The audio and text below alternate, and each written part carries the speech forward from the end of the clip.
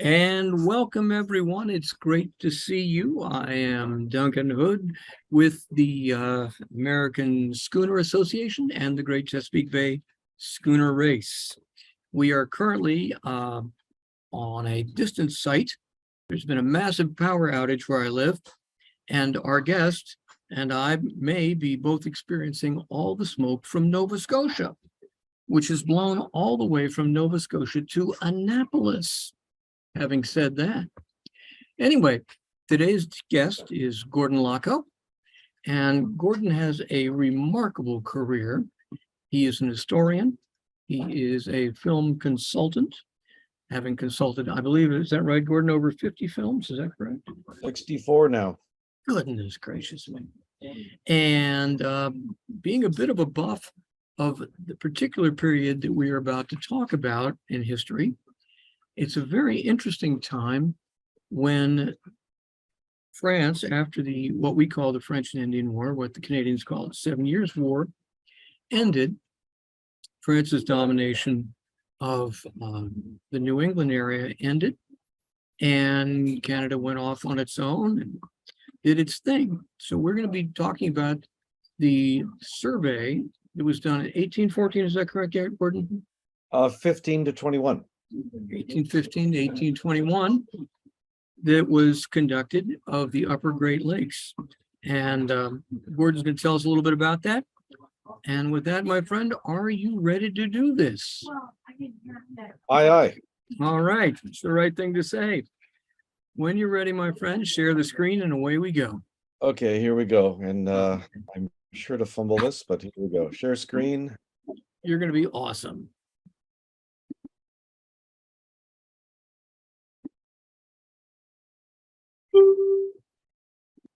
There I am. How's that? There you are. And I've got your screen and you are good to go, Gordon.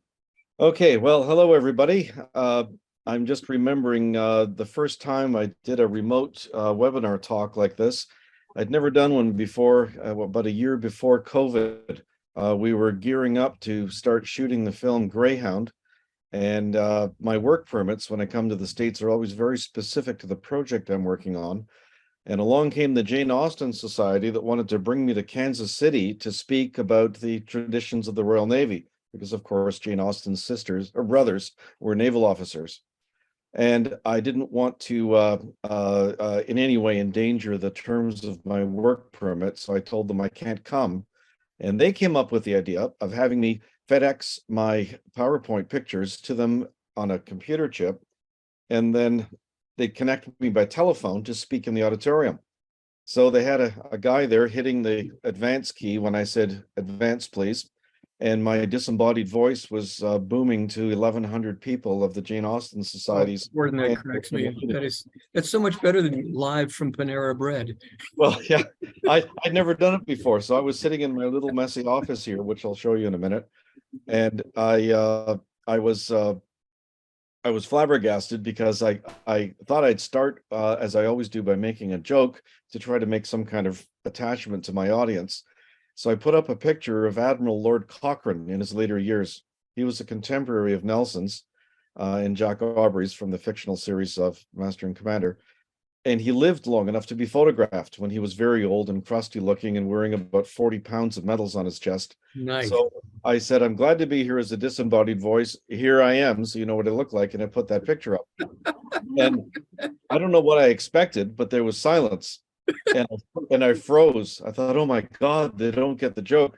And then my iPhone beeped, and the kid that was running the projector realized why I froze. And he texted me, they are laughing. Oh, thank God. Away I went. And the funny thing is now we do these every week. So away we go. It's just that's me in the picture at Quebec City. And it's got nothing to do with the talk, but I guess it's a nice picture of me. The vessel in the background is the bark Picton Castle, which is based in Lunenburg, Nova Scotia. She's just left on a long-delayed round-the-world expedition with a crew of very eager sailors.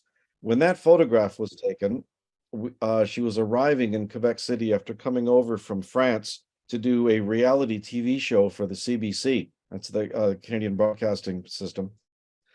Corporation. And what we did was we took a dozen Quebecois, French Canadians, whose ancestors came from France before the conquest in the 7 Years' War, or French and Indian War, before England took Canada from France, and which is almost everybody with a French name in Quebec. And we sent them back to the villages they came from. We chose people we could do the genealogical research on, had them walk or ride donkeys down to La Rochelle and board a ship and come across to the New World. The show was called The Great Crossing, or La Grande Traversée, and we filmed them in reality show style while they were coming across the Atlantic Ocean. One of them said they'd never set foot on any kind of boat again.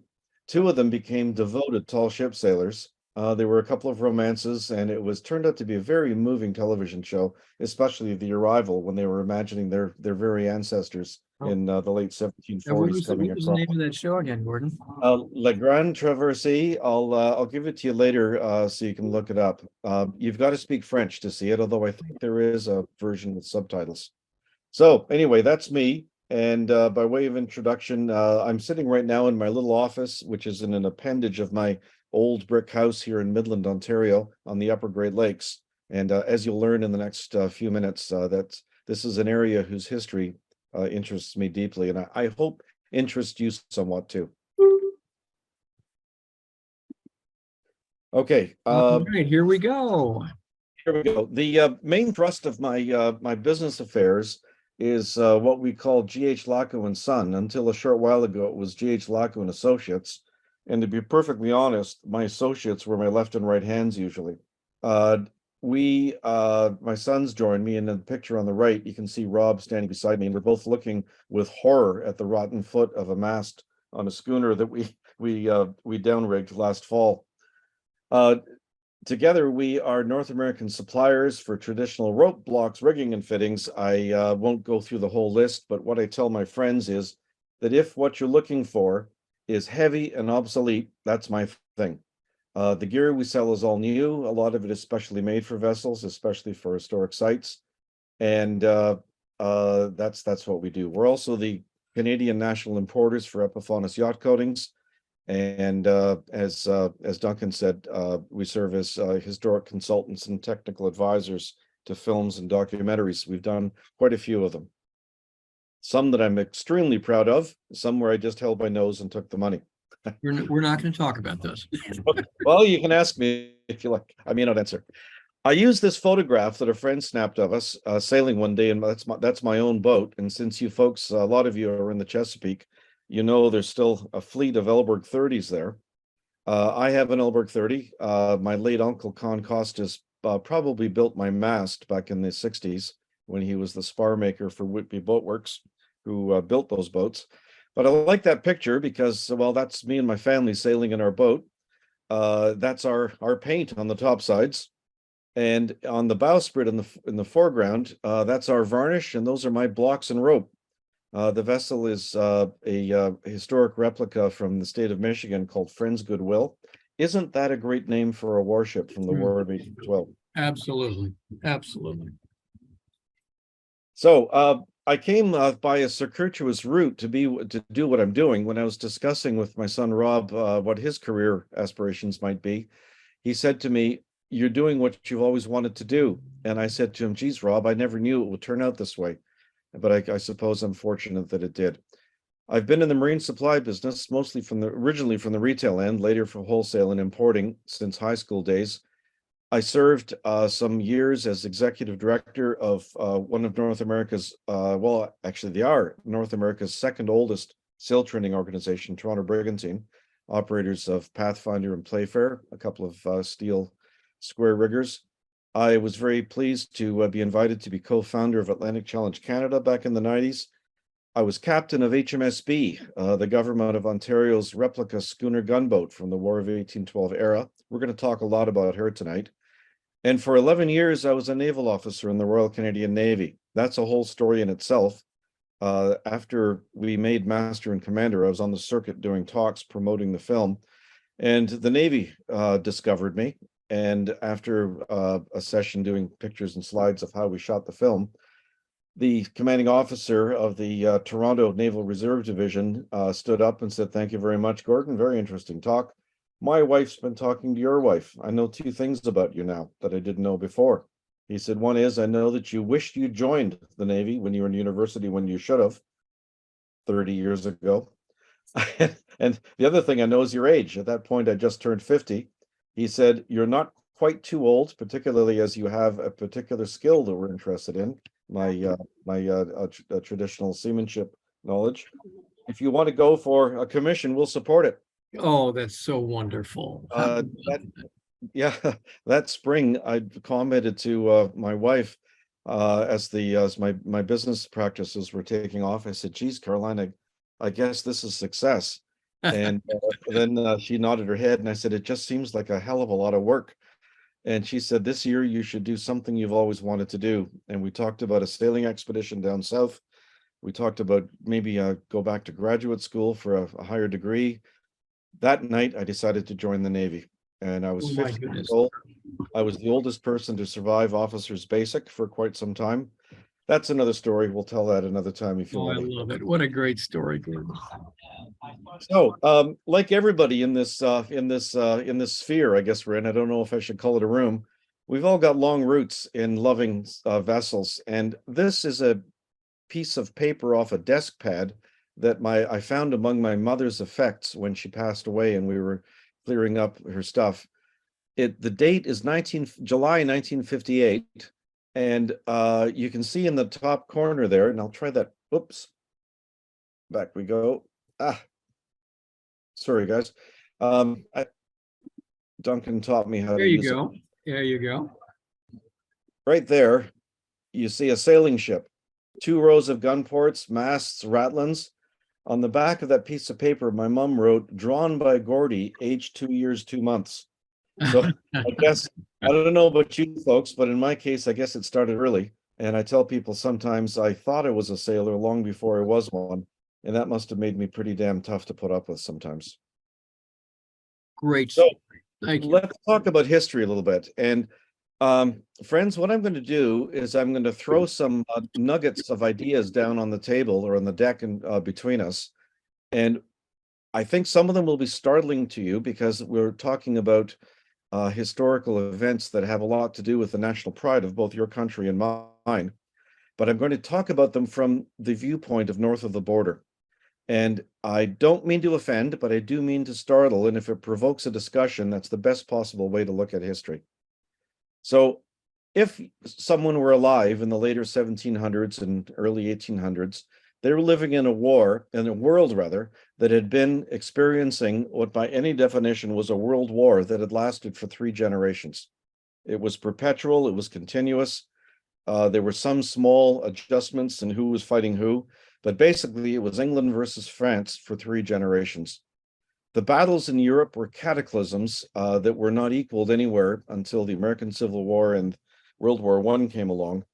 It was pretty big stuff in those days. It was something that touched everyone's lives. There was no part of the globe they weren't fighting on or fighting over.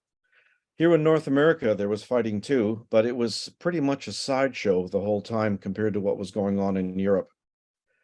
The New England colonists, as Duncan said in the introduction, were feeling quite threatened. Actually, they were physically threatened by the French Canadian colonists who were encouraging down from the north, from Quebec on them. They clamored for a campaign to clear France out of North America. Britain complied, and that campaign, which is, I know, in the US is called the French and Indian War, was just a sideshow of the 7 Years' War, and it was successful. France was defeated, their government left, the upper hierarchy of the colony left, the habitants, as they called themselves, the Canadiens, stayed, and basically Quebec became part of the British Empire at that point, along with the American colonies. Interesting side note, just 10 years earlier, when the English cleared the French, or the Acadians, as they called themselves, out of Nova Scotia and New Brunswick, they committed a genocide on them. They forced them to leave. They burned their farms. They became the Cajuns of Louisiana when they fled there. Many fled back to France. But 10 years later, when they took Quebec, they didn't do that. they had a completely different attitude towards the conquered territory they'd just taken.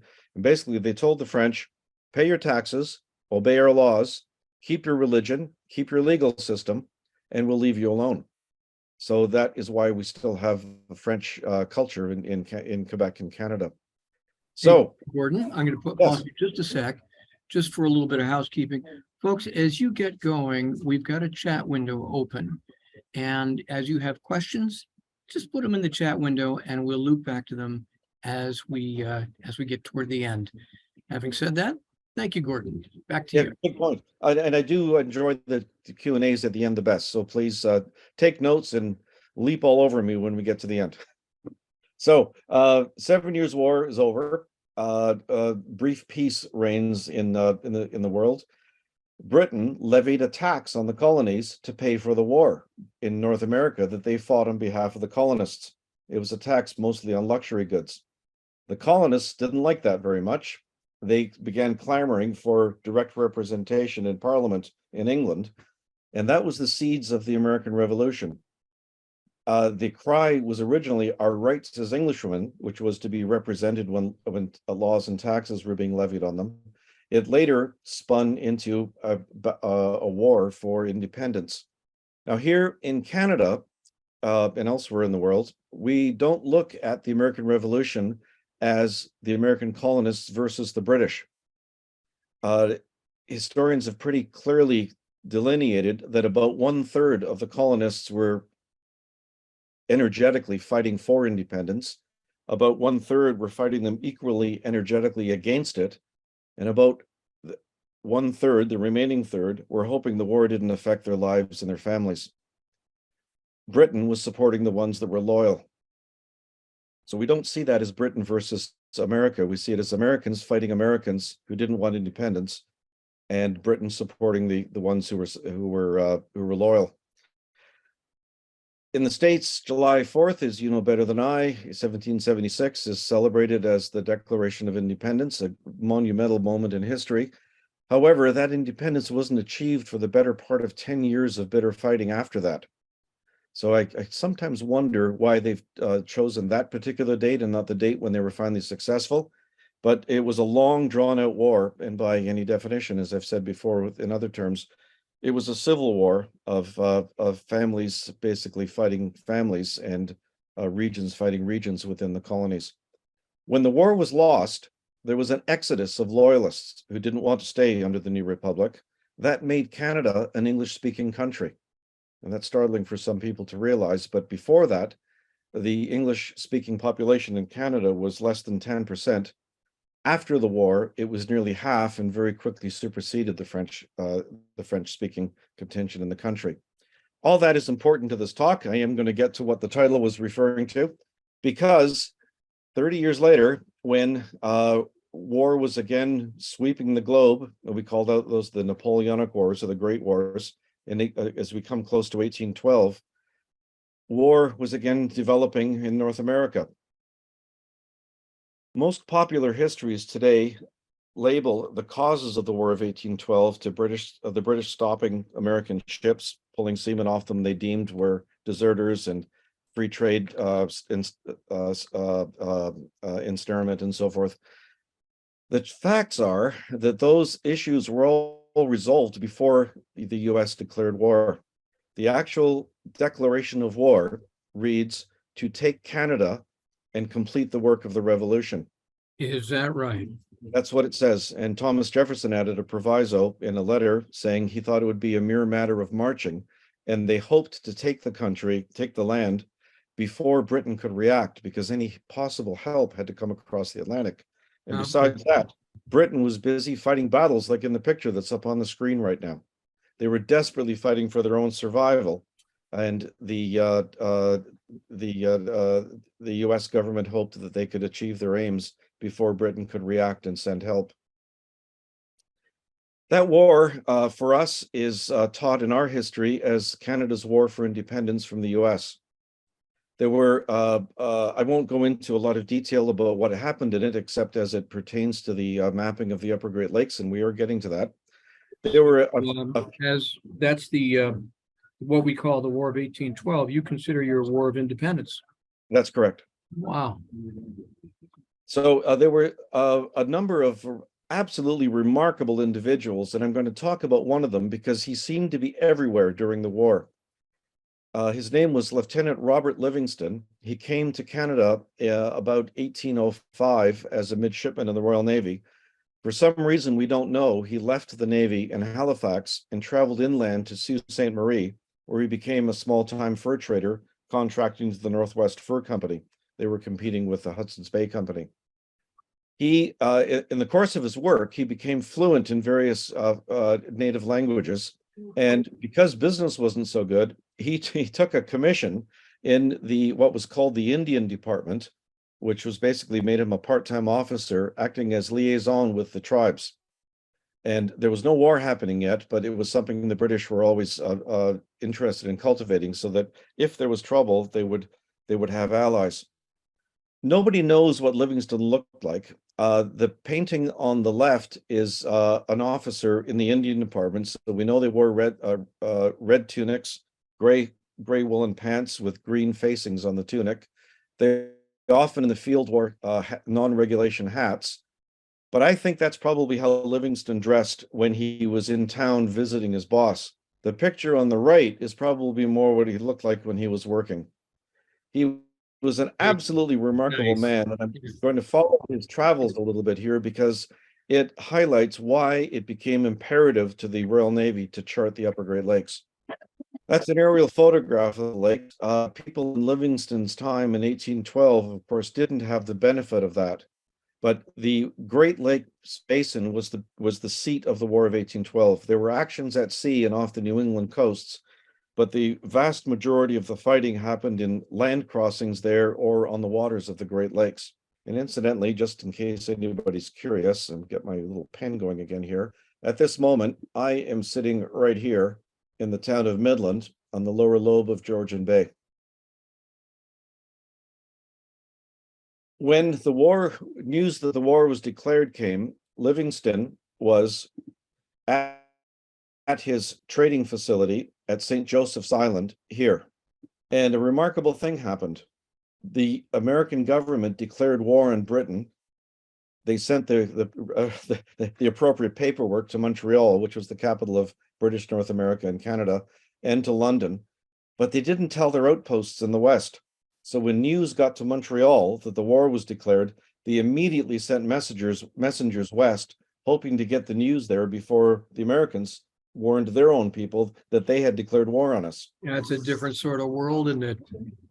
So Livingston was sent in a canoe, and they traveled by the route from Montreal, that's behind the picture, but through the lakes, through Lake Nipissing, down the French River to Georgian Bay, through the North Channel, past his home at St. Joseph's Island, to the British fortress just over here on our side of the border.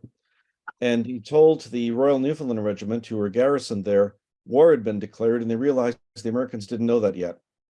So they immediately mounted an expedition. They went and they took Fort Michilimackinac, which is now Holiday Island, but they took the place. That was quite a beginning. With prisoners and the news, Livingston traveled down to Detroit to meet General Isaac Brock, who was the military governor of Upper Canada, told him the news that the fortress at the top of the lake had been secured, came back up the lake, also by canoe, in a remarkably short period of time, to bring Brock's orders. He carried the response from Colonel.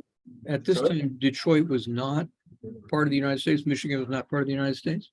Well, it was part of the United States. In fact, there was an American army there under command of a general who attempted a crossing of the river to what is now Windsor, Ontario. Yeah. They were repulsed, and Brock came down Lake Erie with 41st Regiment of Foot, several hundred Mohawk warriors, and they besieged the Americans in a fortress at what is now the city of Detroit. And he played a classic ruse where he had his men marching in a circle past a clearing so that his few dozen red-coated soldiers looked like hundreds. And he told the native warriors to make a hell of a lot of noise. And then he sent a message to the Americans saying, you better turn yourself in and surrender, because once we start fighting, I can't control these guys. I'm paraphrasing, but I love it. I love it. the Americans surrendered. They found out too late that they had surrendered to a vastly inferior force. And the sad story of the general, and I'm sorry because my hair is white. I've forgotten his name, but I'll try to recover it before we finish this. He was taken as a prisoner back to Montreal, and he had fought with distinction during the American Revolution, but he was really too old to have been sent to a wilderness outpost. He shouldn't have been there. And in the outpost was his daughter and his grandchildren. So fear of a massacre, of course, weighed heavily on him, and Brock knew that. They sent him back to the Americans with a letter saying he'll do more for us on your side. That's pretty cruel. Oh man, that's He cold. was court-martialed, sentenced to be shot, but President Madison commuted that to retirement. Wow. And it probably wasn't his fault. He shouldn't have been there at his age, and with the vulnerabilities that he had that were preyed upon. So anyway, that's a long answer to your question. Detroit was part of Michigan Territory, which was part of America, but Brock took it, and that's where he was when the news came. So back to why the Great Lakes are important for Yeah. navigation. Oh yeah, that's it. So there's another trip back up to Michilimackinac. Then he was sent down through the Georgian Bay route to York, which is where Toronto is now, carrying dispatches. That's here. And from there, he was sent down to Fort George in the Niagara frontier, where he participated in the savage fighting along the coast, along the Niagara River. He was shot in the leg with the musket ball was in his thigh for the rest of his life, lost an eye to a tomahawk, and was pierced through the shoulder by a lance. God, I hate when that happens. Captured in Fort Niagara, which still stands if you ever care to visit there. He escaped, swam across the Niagara River, and got back into action. They sent him back to Michilimackinac. Yeah.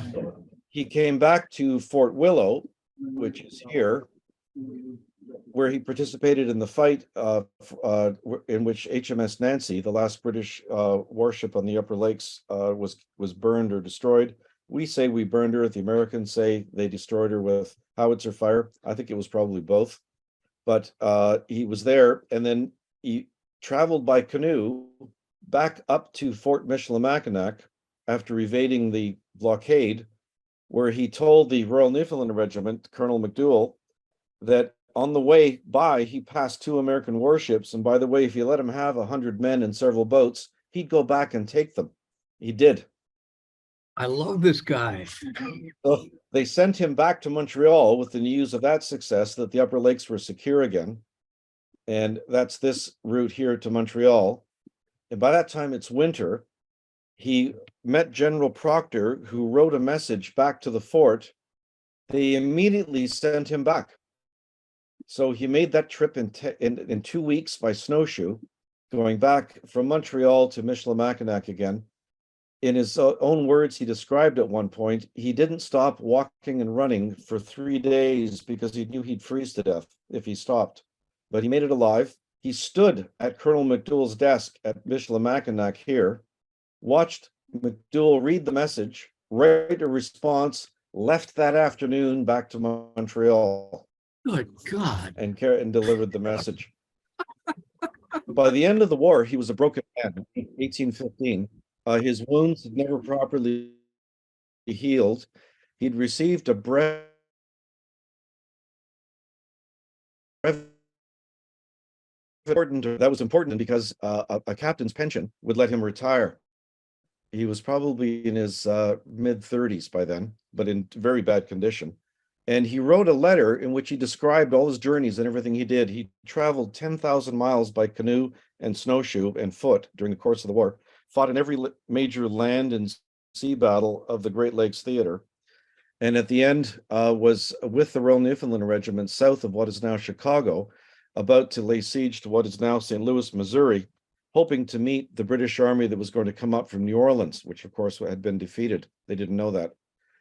And also the war was over. The American defenders at St. Louis came rushing out with waving newspapers from Washington saying, "Stop, stop, please stop. The war is over." I love that. And a great story. Livingston sat down with the officer commanding the British troops that were there, and they had hundreds of Mohawk and Ojibwe warriors with them. Those warriors were fighting for a sovereign nation, which would have been what is now Michigan. They were going to give them the space between Lake Michigan and Lake Huron as their sovereign nation. Is that right? Livingston knew that because Brock and Tecumseh were both dead, the men who'd made the agreement, and basically the Great Wars were now over, nobody wanted to defend the Indians, and that would come off the table. So what Livingston and the British officer in command south of Chicago did was they threw a party to celebrate the end of the war, and while the warriors were celebrating, they left. And Livingston went back to the Sioux. The chief of the warriors, who was in on the scheme, was a hermit for the rest of his life because he knew he couldn't face his people. So I'd say the only real losers in that war were the native people who fought so hard to defend Canada and never got what they'd hoped for. Yeah, and isn't that the case all through history? So what happened to Livingston? He wrote this letter. I've got this scan I've got here is a copy of it. I have a version that's much easier to read that's been transcribed to type. He's begging for his promotion. He's describing these superhuman things he did for the native people and for the crown. It went to General Proctor for forwarding to England to confirm his promotion. It was co-signed, I've got that other page here, by all the leading men on both American and Canadian sides in those days. General Proctor pinned a note on the back that's still in the archives in Ottawa that said, "This is a dangerous young man. We must not let him embarrass us again." And he didn't get the promotion. He died in obscurity. Really? So what did he do? I think just like T.E. Lawrence, otherwise known as Lawrence of Arabia, I think after the war, he fought too hard for the promises to be kept, and he became an embarrassment. So that's another story. In fact, someone like me perhaps may complete a book he's writing on that man's life. But the what we're really here to talk about is sailing historic ships and why the Great Lakes needed to be charted. There were savagely fought battles on the lakes you're probably well aware of. One of the great American victories of that war was the Battle of Lake Erie in 1814. It was the last time before World War I that a British fleet was defeated by a fleet it was fighting when Lawrence's squadron took the British squadron on the lake and basically threw the defense of the country into jeopardy for a few months. We're very fortunate that we've got some of the ships that fought in that battle as reproductions today. You probably all know USS Niagara. That's her on the lower right. We are very looking to her. And HMS Detroit, which was the British Canadian flagship in that battle. She was named for the victory, the capture of Detroit, was taken in the fight. She has been rebuilt, and that's something not people know nowadays. Really? Where is she kept? Well, it's a sad story and all too Canadian, I have to say. A committee started working on her 20 years ago. I did everything I could to help them. They built the steel hull. They got to the point where they were about to start furnishing her, and they went under. Oh. And a couple of patrons carried her obligations for several years and then came to me and said, "Gord, can you find someone who can take her from us and finish her?" Well, I called my friend Captain Richard Bailey, who'd been operating Rose for many years, and he talked to his friends in Rhode Island, and she's now finished in sales as the Oliver Hazard Perry. I'll be darned. Does that turn the knife in the wound? Oliver Hazard Perry's the man who captured her. Totally turns the knife. So anyway, we're proud that she's finished in sailing. Yeah. But with the vessels we're going to talk about tonight, and here we are 30 minutes into this, and I'm finally getting to it, are two of the vessels that served in the Royal Navy on the Upper Great Lakes. The topsail schooner on the right is HMS Tecumseh, named for the great warrior chief. And the lighter schooner on the left is HMS B. She was my command for 5 years. And in this photograph, what time that must have been. Well, I loved her, and I still do. In fact, I was aboard her this morning, but I'll talk about that in a minute. They were part of the Royal Navy squadron on the lakes. The Americans did something. I'm talking to Americans. Your government did something absolutely brilliant at the end of the war of 1812. Negotiators in Washington who realized the war was not going their way, several New England states were threatening to secede from the Union because of the blockade the Royal Navy was putting on them. And the Admiral Cochrane's incursions into the Chesapeake, which were done solely to show Washington they could strike anywhere whenever they wanted and hit and run, were showing them that trouble was brewing, particularly since the Duke of Wellington, the great general, had just defeated Napoleon for the second time at Waterloo. The great wars in Europe were over, and Wellington and 40,000 seasoned troops were on their way to Canada to wind up the war here. Oh, my And God. the Americans didn't want that to happen, of course. Yeah. Canada had preserved its border with 1,800 regular troops, about 2,000 armed militia, and about 10,000 native forces as allies. 40,000 regular troops would have made a difference. So the Americans also realized that news was traveling in very slowly in those days, of course. They all knew that.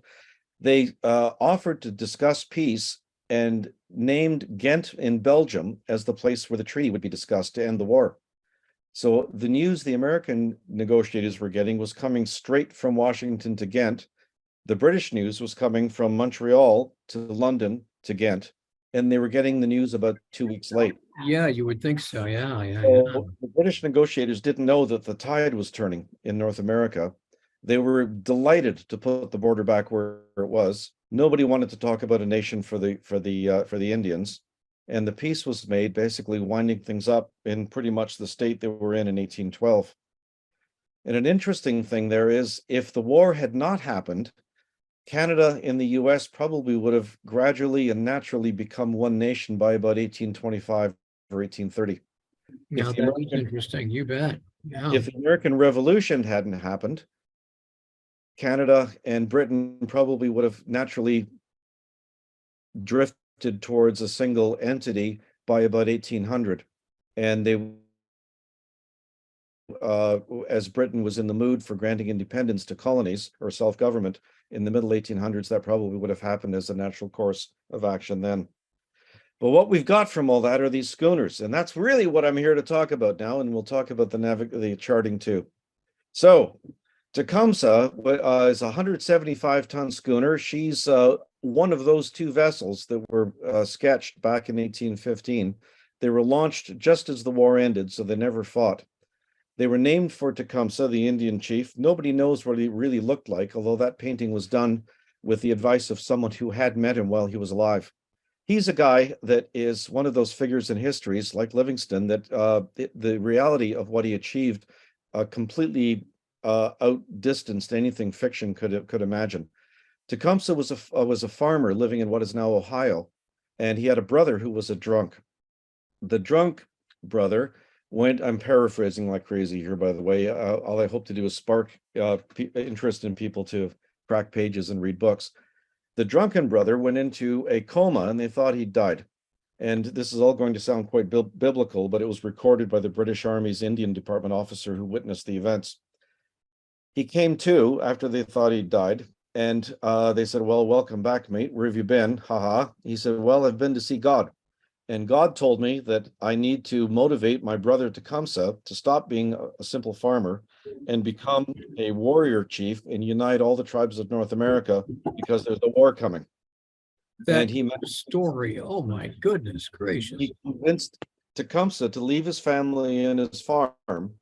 And for several years together, they traveled up and down North America from northern Ontario down to the Mississippi Gulf, uniting tribes in a confederacy for the coming war. And one of the unions or treaties that Tecumseh was able to achieve was with General Isaac Brock, who was a brilliant military lieutenant governor sent to Upper Canada, who knew war was coming and was quite eager to make a relationship with the First Nations. Livingston was at the meeting when they met.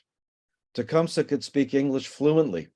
And when the two men met, Tecumseh said, "This is a man," when he shook Brock's hand. And Brock looked at him and said, "You are the Alexander of North America," reference to Alexander the Great. What a wonderful story.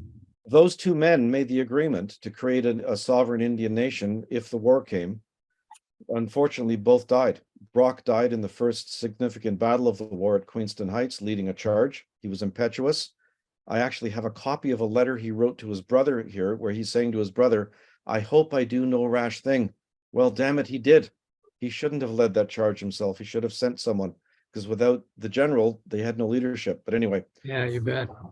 Tecumseh was killed in the last year of the war by troops led by the later President Harrison. Harrison described meeting Tecumseh in his younger days when he was governor of Ohio Territory. Tecumseh was upset because treaties they'd made about the spread of settlers weren't being kept, and he wanted to see Harrison. He demanded when he met Harrison at his house in Ohio that they meet outdoors. He was quite a clever man and very fluent. He pretended that he was superstitious about discussing treaties under a roof. They sat down on a bench outside the house. Harrison sat down first. Tecumseh sat down right beside him, too close. Harrison inched away. Tecumseh ooched over against him. And while Tecumseh was talking about everything but business, he kept moving towards him in his space. And finally, when Harrison was sitting on the edge of the bench, Tecumseh shoved him off, jumped up and said, now you understand my position. We have nowhere else to go. Stop pushing us. That's And a wonderful story. Yeah. Harrison wrote in his letter to Washington that night to the president, this Tecumseh is a leader such as the people has once in 1,000 years. We will have to kill him. My goodness, really? Harrison claimed to have shot Tecumseh himself, although that's unlikely in 1814 at the Battle of Moraviantown. But the truth is that he was killed. His warriors spirited him away so that nobody could claim his body. He's buried somewhere near London, Ontario now. Nobody knows where. And with both guarantors gone, there was no sovereign nation for the First Nations people. Wow, And what a story. back to the schooners. There's Tecumseh being launched. She missed the war. She had a sister named Nawash, named after a lesser known chief that the British wanted to honor. And there she is as a historic replica. She's a topsail schooner. She's, as I said, 175 tons. She's got a diesel auxiliary. Her hull is steel. Her spars are fur. And we sailed her all over the Great Lakes for a while, but I have to say that she was not a great ship. One of her captains back in 1815 described her as sailing like a haystack. And what that meant in those days was that she was tender and made a hell of a lot of leeway. Yeah. And in the year 2001, just before I left my job there to go and make the movie Master and Commander, we did inclining experiments on her. And we found that actually I'm talking to an audience of sailors here, which is a great relief because I don't have to talk about what stability is. Oh, lay it on us, man. Okay, well, we did an inclining experiment, which the naval architect then extrapolated to ultimate stability, limit of positive stability, and all that, deck immersion angle. We found that her limit of positive stability was only 76 degrees. So that meant if she went halfway to a knockdown, she'd keep going. And that's without two 24-pounder guns on her deck. Oh, my God. So she was grounded forever. I have to say she was quite awkward to sail. She's pretty bluff bowed. She's pretty beamy, which I guess was an attempt by the Royal Navy back then to give her enough stability to carry her weapons. Then in those days, of course, her whole reason for being was to carry her two big 24-pounder guns into range of USS Niagara, which the Americans had preserved down in Lake Erie. Well, nowadays, her reason for being is to evangelize history and bring her people home alive. So she was grounded, and she has not sailed since 2001. That's a wonderful story. This schooner is HMS B. She's quite small. She's only 30 tons, and she was one of three that the Royal Navy built in 1817, right after the war, at Wasaga, which is actually the very place where USS Niagara bombarded the fortress and burned HMS Nancy, the brig. She's small and light and nimble, and if you start hearing affectionate terms from me, it's because I loved her. Actually, I just noticed it's the first love. Flag in that picture. We were doing a historic event depicting what might have happened if the War of 1812 had continued and the naval base had been attacked. But at any rate, when people ask me what she's like to sail, I always tell them that compared to a modern yacht, she's simply heartbreaking. I used to stand beside the helmsman when I was her captain and look forward through the leeward shrouds, fore shrouds, and that's the direction we were going. So that's about Oh, 50 God, degrees. I feel your pain on that one, man. Oh, my Well, goodness. but you got to love them for what they are. And Yeah, I would always say she would do anything I asked of her, as long as I was careful not to ask things I knew she couldn't do. exactly. Well, it's a pretty girl and looks like she can bite. Yeah, well, yes. She had a, bronze 4-pounder on board, which was my own property. I got tired of reenactors asking to borrow it all the time, so it's in the local museum now. But yeah, she spoke with a fair bit of authority, and if war had come, she would have carried a 6-pounder amidships, and not much protection for her people, as you can see. But she Yeah. was one of three. That's a picture of her sailing on Georgian Bay. I fought and fought and fought trying to convince myself that she had a foretopmast and a foretopsail.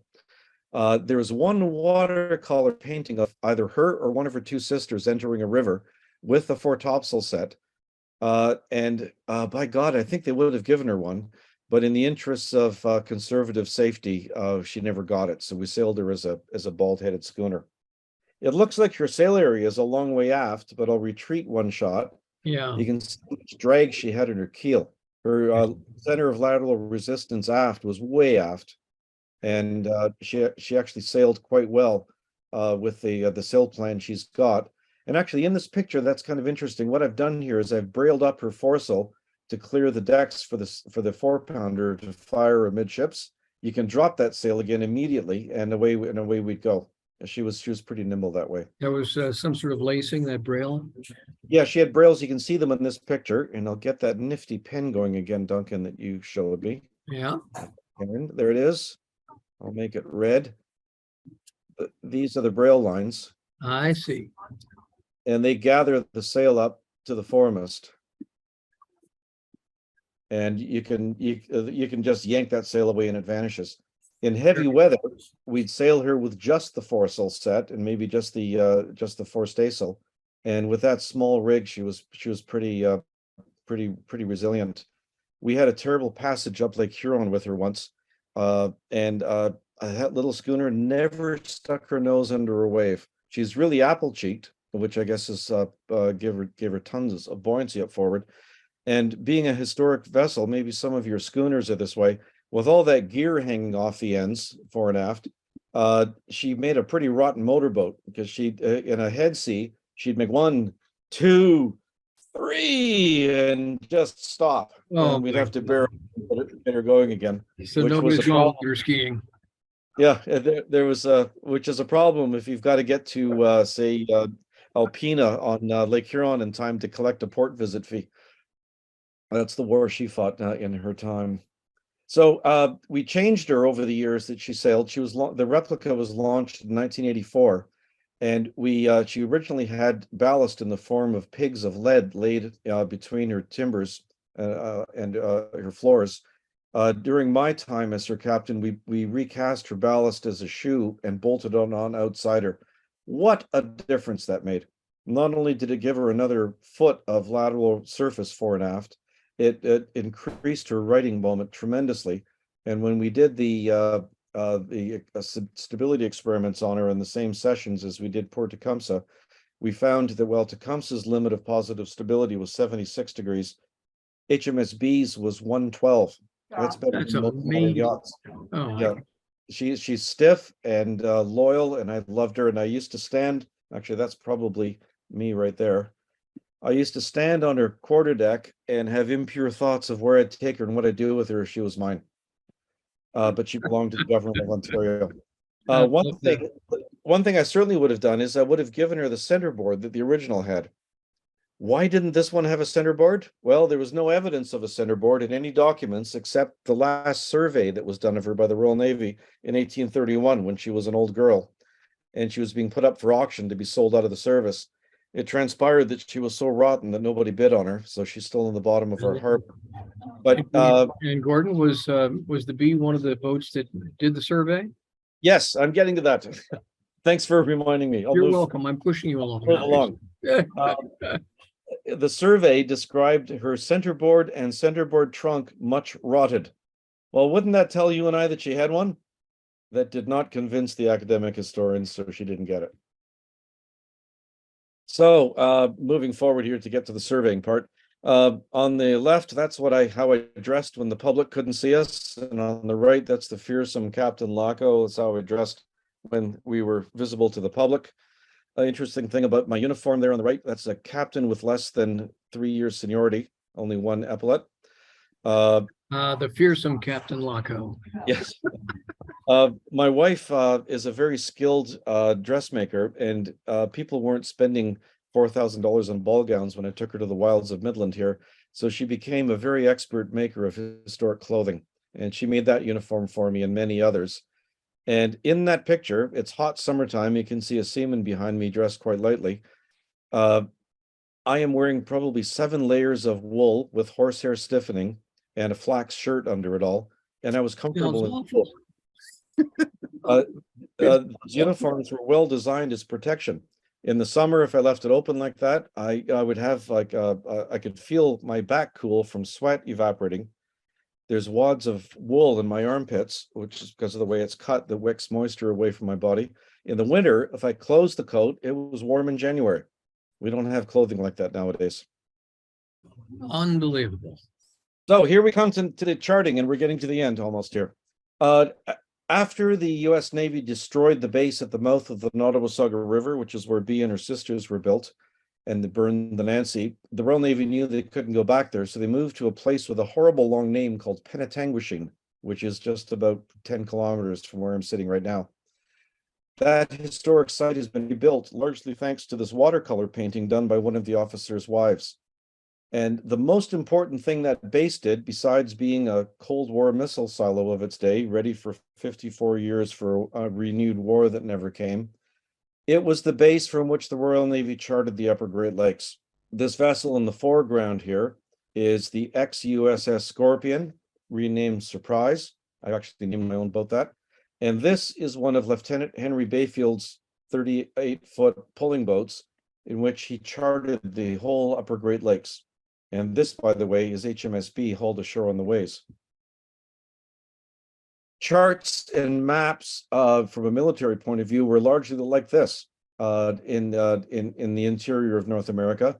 They'd be like a triptych, like the American Auto Association used to send you if you're going on a trip. Travel 4 miles, look for the building, turn right, and so forth. There's a river, follow the river to the waterfalls, go north for 100 yards, and so forth. That won't do for navigation. So the Royal Navy sent Lieutenant Henry Bayfield and Midshipman Philip Collins, both of whom had fought through the Great Wars, to Penetanguishene to chart the Upper Great Lakes. 2 men with 2 open boats. They had a tiny budget to hire rowers. They did. And in just a few years, they charted the Great Lakes so specifically that nobody yet has found a significant error in the work they did. And I'm going to talk about that in a minute. Yeah, it's just Bayfield lived to die an admiral. Sorry? That's just remarkable. Yeah. He lived to be an admiral. He was photographed in 1867, the year Canada became an independent nation. And that's him posing for his photograph. He died shortly after that. But as a young man in his early 20s, he was a lieutenant or a lieutenant, as they call him in the US. And he and Collins attacked a monumental task. In my introduction, I commented that I was one of the co-founders of Atlantic Challenge Canada. Coincidentally, those Atlantic Challenge gigs are almost identical to the 38-foot gigs that Bayfield and Collins used to chart the Upper Great Lakes. Is that right? This photograph was taken of our 2 Canadian Atlantic Challenge boats in France a few years ago. But when I look at that photo, I say, my God, that's Bayfield and Collins departing for a season of surveying. They, at this point in my talk, I normally go into a long description of what a sextant is and how you use a sextant to measure angles, but we're all sailors here. So what I'll talk about is surveying in those days, just like it is today, was all about building triangles.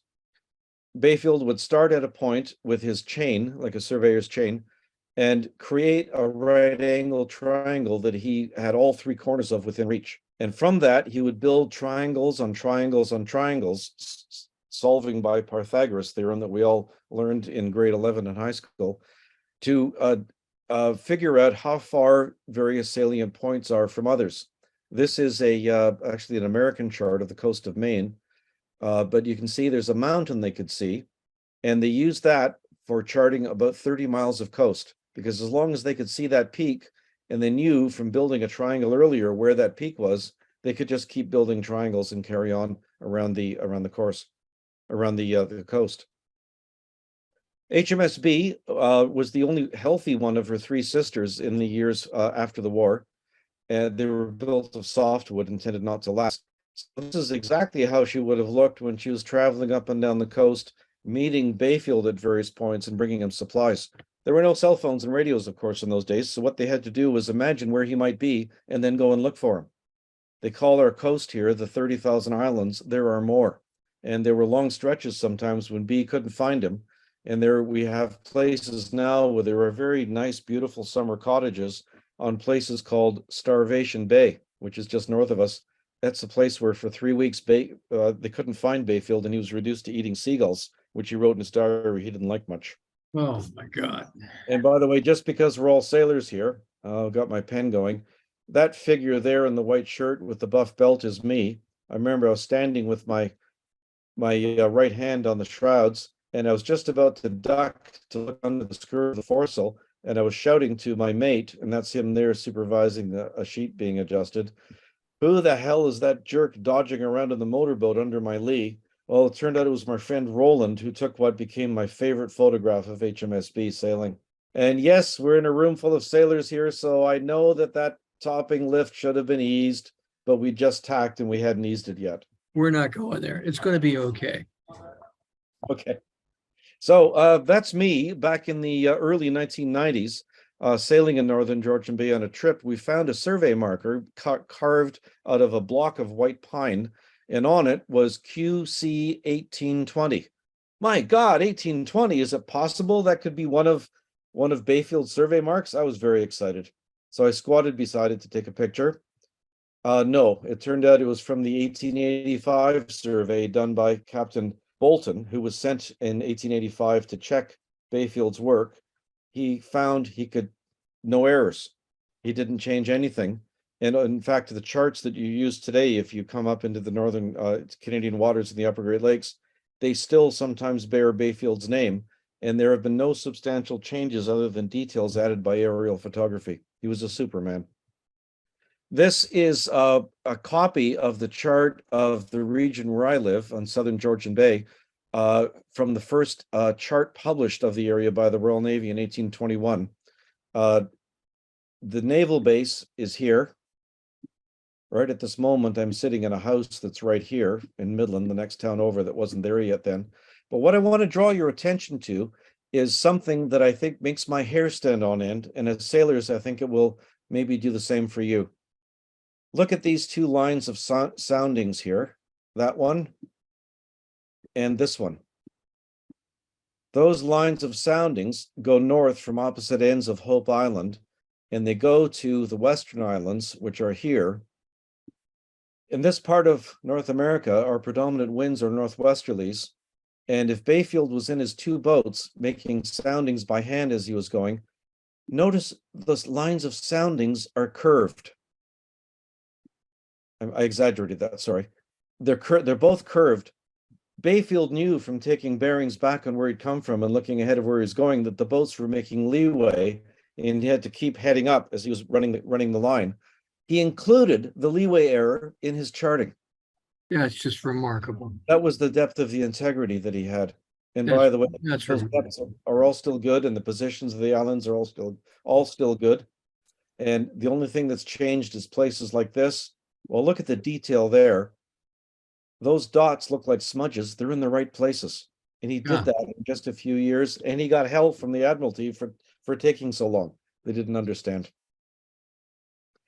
That's a picture of what that coast looks like that he charted. As I said earlier, we call it the 30,000 islands. Actually, there are more. And I think it's one of the finest places in the world to sail. I've lived here since 1989, and there are still bays I discover. On Saturday, after I do a talk at a local marine operation for my business, I'm jumping in my boat, and in 3 hours, Caroline and I will be in one of those bays that look like no one's ever been there before. If you come and visit us, let me know. I'll be your host. Oh, that's wonderful, Gordon. What a There was great, another great. slide. It didn't happen. Oh no, too Oh, bad. there it is. Oh Okay. no. Oh Can you no. see that? I can. Can you zoom me a little bit? Okay, well, I'm not sure why that turned into a Or small picture, yeah, but see if you can hit your play again. okay. Well, it basically is just a modern hydrographic chart of the Great Lakes. And at this point, I invite you folks to ask questions and history about navigation, about sailing a historic schooner. And You bet. sorry it took so long to get here. It's just fun. Fascinating. Can I put Fascinating stuff. myself back on the screen now? Yeah, you can. Yeah, sure. There. Okay, can you There see we me? are back again. Hey, um, for those of you who have been watching, it's great to have you here. This is the time to type a question into your Q&A box down at the bottom of your screens. Or, of course, you can also enter something in the chat, which I'm monitoring as we go. Now, Gordon, I do have one here, which is kind of an interesting question. Mr. Anonymous Attendee says, minor point, but I can't corroborate your statement that the American Declaration of War in 1812 specifically stated an intention to conquer Canada, not in Madison's message to Congress or in his proclamation of a state of war. Somewhere in between was the war resolution adopted by the House Foreign Relations Committee and then approved by the House and Senate. Maybe it's in there, he asks, but in the fragments that are available online, I can't find any mention of Canada. Admittedly, the possibility was on everybody's mind, but was it actually stated? Woo, that's a long one.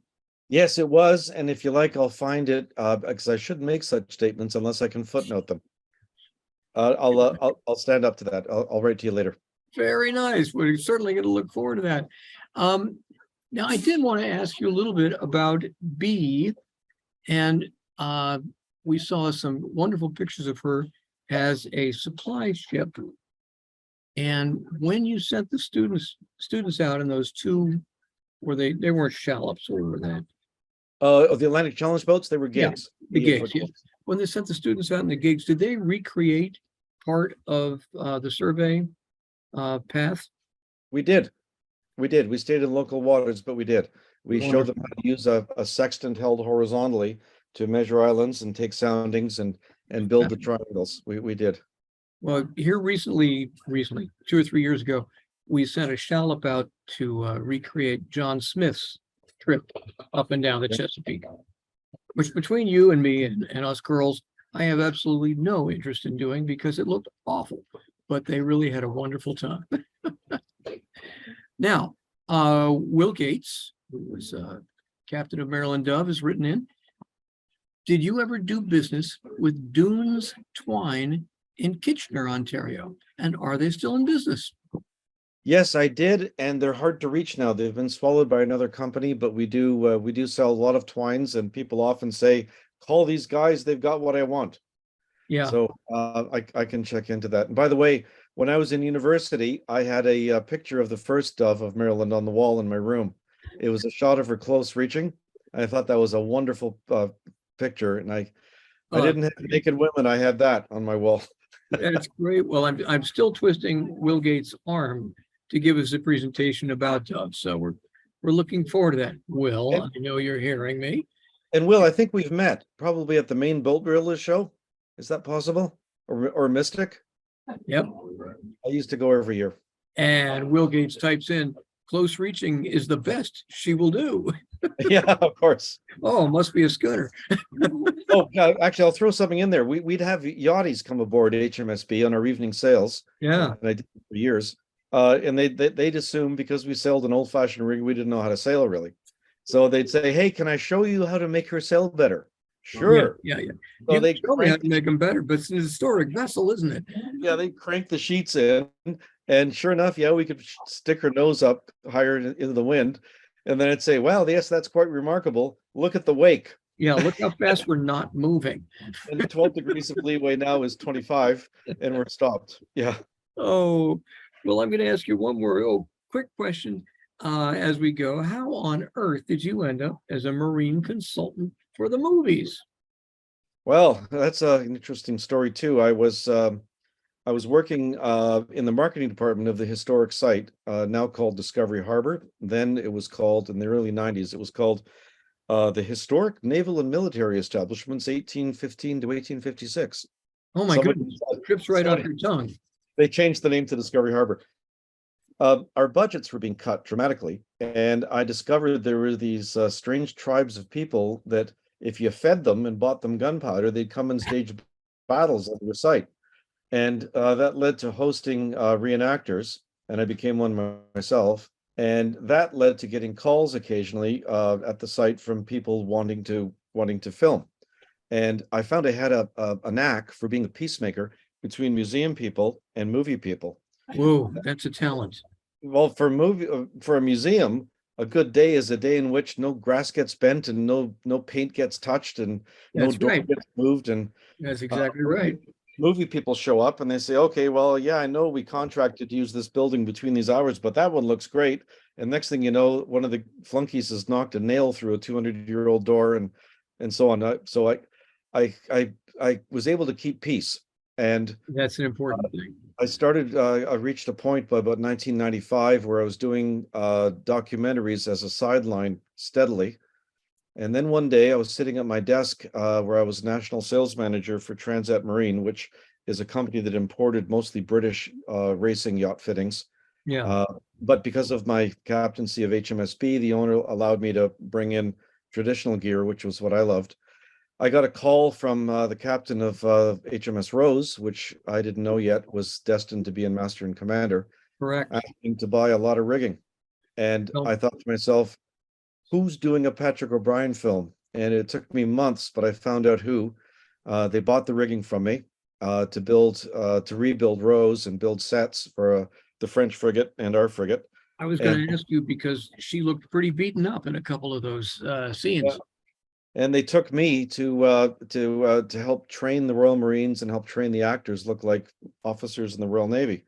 And at the end of 4 weeks down in Mexico on the location, I was invited into a meeting with Duncan Henderson, who passed away last summer. He was the producer and a lifelong friend. He's one of those men you work for and you become good friends. Oh, that's great. And Duncan said to me, "What do you think we're going to miss when you're gone?" Because I was about to go home. And I said, everyone in the world wants to work on this film. Your departments are getting a blizzard of advice from everywhere, and they're spinning in circles. You need someone who's going to say, this is scene 154, part B. Gord talking to Duncan. I've got a white canvas shirt on. You're wearing a suit.